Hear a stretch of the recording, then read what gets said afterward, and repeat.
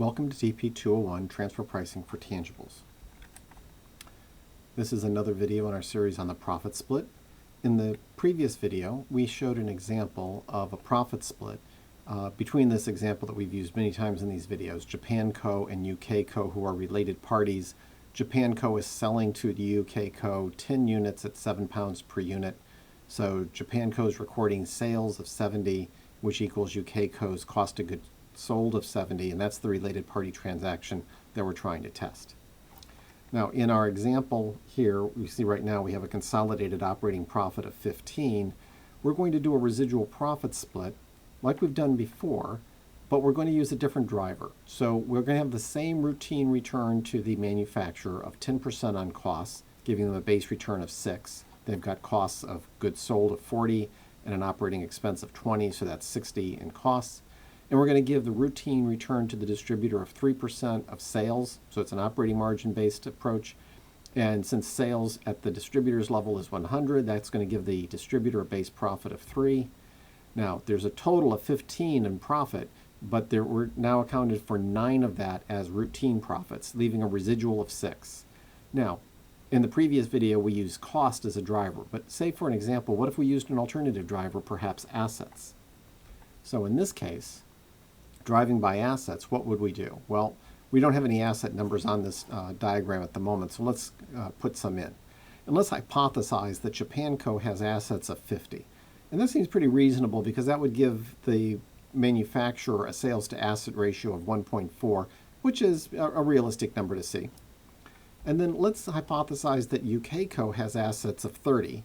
Now that would give it a sales to asset ratio of 3.33, which again is a pretty reasonable ratio for a distributor. Now, we now know then that the total assets between UK Co. and Japan Co. are the 50 plus the 30, so 80. And Japan Co.'s share would be 50 of the 80, which is 62.5%. And UK Co.'s share would be 30 of the 80, or 37.5%. And when we apply those numbers, then we say, well, Japan Co. is going to receive, first off, a base rate of return of 6. That's the 10% markup above its costs. Plus, it's going to get 62.5% of the residual profit of 6. So those two together are going to add up to 9.75. If we did the same calculation approach for the UK Co., we're going to start off with a base of 3. Remember, we gave them an operating margin of 3% as a base rate. And then we're going to give them 37.5% of 6, which would be a total of 5.25. Now, I just want to compare this driver, which is the one in the bottom row, to the two cases we've had before. Well, we have the base case up above of 10 and 5, 10 in Japan Co., 5 in UK Co. Then we saw when we did this profit split method with cost as the driver, we got a slightly different split, slightly more profit going into Japan and slightly less profit in the UK Co.